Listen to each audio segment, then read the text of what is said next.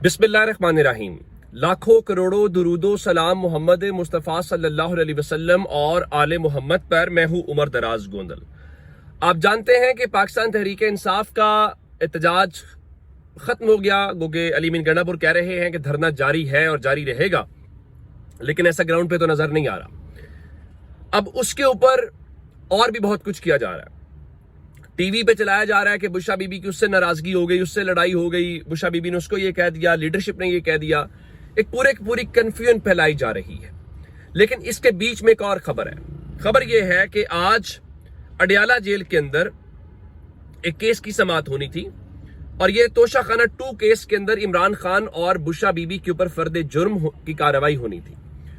अब जब इतनी जल्दी हो कि इमरान खान को अपनी सजाएं सुनानी हो, उनके खिलाफ ट्रायल मुकम्मल करना हो और आज एक बार फिर फर्द जुर्म की जो कार्रवाई है उसको मौखर कर दिया जाए 3 दिसंबर तक।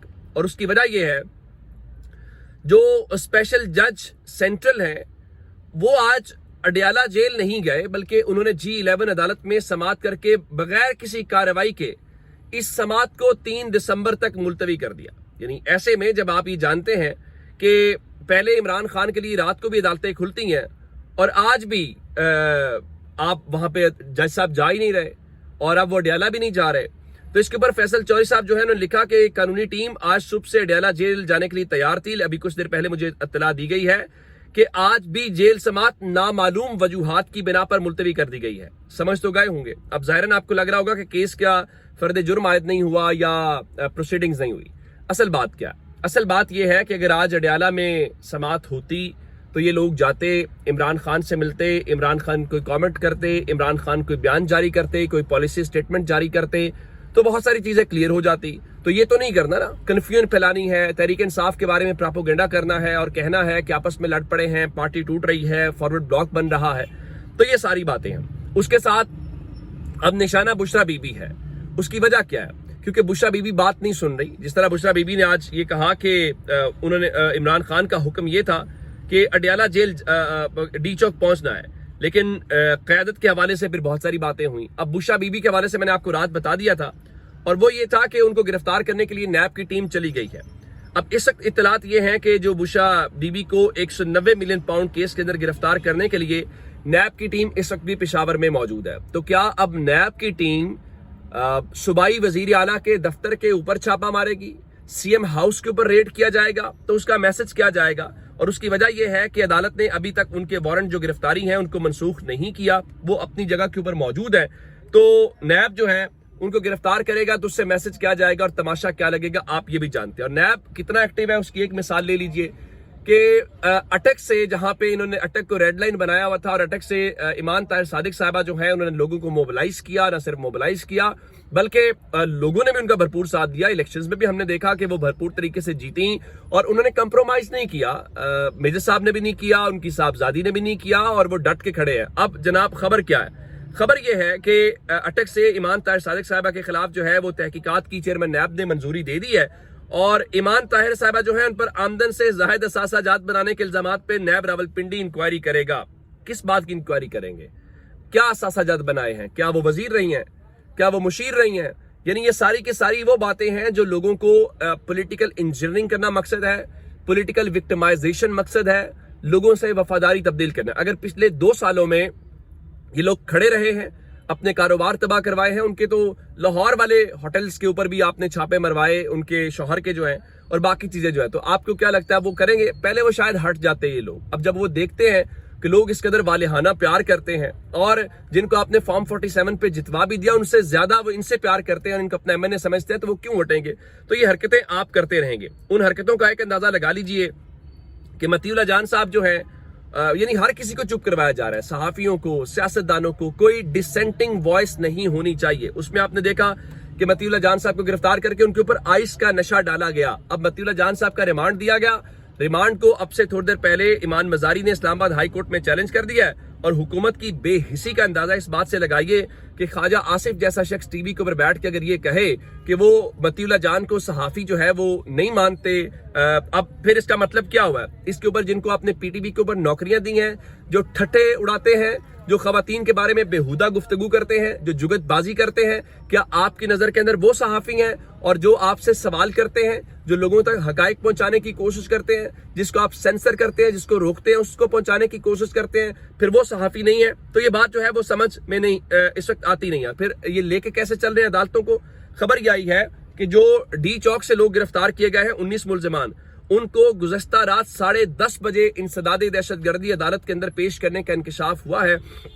انسداد دہشت گردی عدالت کے جج جو طاہر عباس سپرا ہیں، ان کے مطابق جنہوں نے ریمانڈ بھی دیا مطیع اللہ جان صاحب کا، تو ان کے سامنے 10 دن کا جسمانی ریمانڈ کی استدعا کی گئی، لیکن عدالت نے 4 روز کا ریمانڈ منظور کیا اور رات گئے ملزمان کو عدالت میں پیش کیا گیا، جبکہ کوئی وکیل پیش نہ ہو سکا۔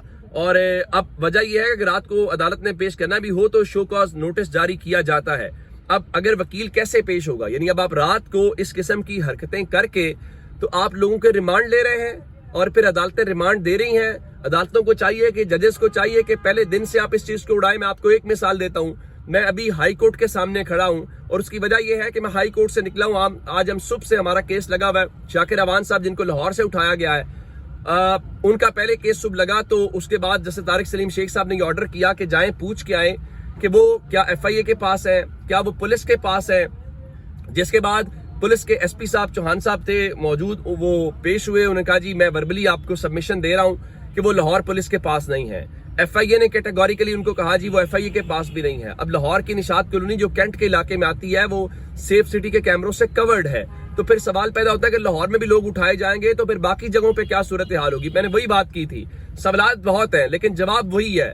جواب ہے لاٹھی، جواب ہے گولی، جواب ہے اغوا، جواب ہے جبری گمشدگی، جواب ہے مقدمات، جواب ہے گھر والوں پہ دباؤ، جواب ہے فیملیز کو ہراساں کرنا۔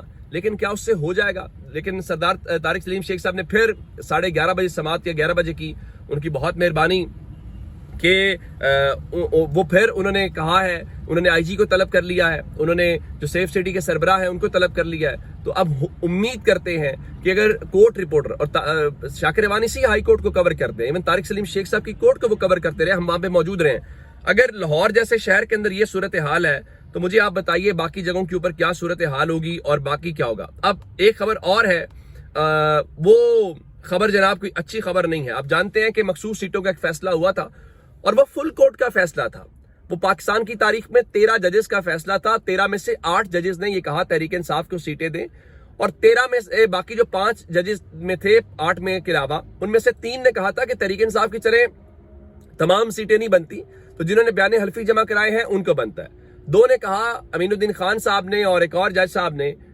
کہ نہیں جناب وہ بنتی نہیں ہے، ان کو سیٹیں ملنی ہی نہیں چاہیے۔ تو اللہ ماشاءاللہ ان میں سے ایک جج صاحب جو ہیں وہ آئینی سربراہ لگ گئے ہیں عدالت کے۔ آج بتایا گیا کہ آئینی جو بینچ ہے اس نے اپنے تمام تر جو کیسز ہیں وہ منسوخ کر دیے بینچ کے عدم دستیابی کی وجہ سے۔ تو اب خبر یہ ہے کہ سرکاری ترجمان اسلام آباد سے یہ کہنا شروع ہو گئے ہیں کہ مخصوص نشستیں پاکستان تحریک انصاف یا سنی اتحاد کونسل کو نہیں ملیں گی، اور الیکشن کمیشن آئندہ 5 سے 7 روز کے اندر فیصلہ جاری کر دے گا۔ اور اب جو سپریم کورٹ سے ایون آئینی بینچ سے رجوع کی بھی ضرورت نہیں ہے، کیونکہ الیکشن کمیشن بطور آئینی ادارہ اپنی ذمہ داری پوری کرے گا، اور جن کے نوٹیفیکیشن معطل کیے گئے تھے ان کو بحال کرے گا۔ یعنی وہ کہہ رہے ہیں کہ ہم نون لیگ اور پیپلز پارٹی کو سیٹیں دیں گے، اور ایون ہمیں ضرورت بھی نہیں ہے کہ ہم اس کی وضاحت کے لیے یا کچھ نظر ثانی یا کسی چیز کو لے کے آئینی بینچ کے پاس جائیں۔ اس کی وجہ یہ ہے کہ امین الدین خان صاحب جو ہیں حکومت کی چوائس ہیں، حکومت کے ووٹوں سے آئے ہیں، آپ نے سینئر ججز کو پاس کیا، سپرسیڈ کیا اور ان کو کرنے کے بعد آئے ہیں، تو ظاہر ہے ان کو شیورٹیز گارنٹیز ہیں۔ گارنٹی سے مراد ہے کہ ان کو یہ لگتا ہے تخیلاتی طور پہ کہ ان کے ہوتے ہوئے ہمیں کوئی خطرہ نہیں ہے، تو ظاہر ہے وہ یہ سب کچھ کریں گے۔ چلیں دیکھتے ہیں، اپنا بہت سارا خیال رکھیے گا۔ خدا حافظ۔